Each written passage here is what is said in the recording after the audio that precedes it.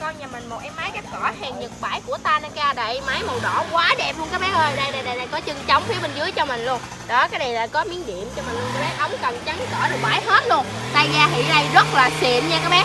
Đây, con máy này là 1.350.000 bao ship về nhà mình dọn giường được luôn hết nha các bé. Đây chụp giật phía bằng sau.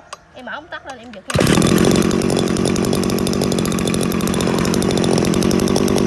Máy rất là mạnh nha các bé. Máy này rất là mạnh và dễ giật, chụp giật thì ở đằng sau đó mình coi mình ưng con máy này mình qua liên hệ với em các bé. Cái này em bao ship toàn quốc và được tặng kèm theo phụ kiện về nhà. Mình chế xăng giật nổ rồi mới thanh toán nha các bé.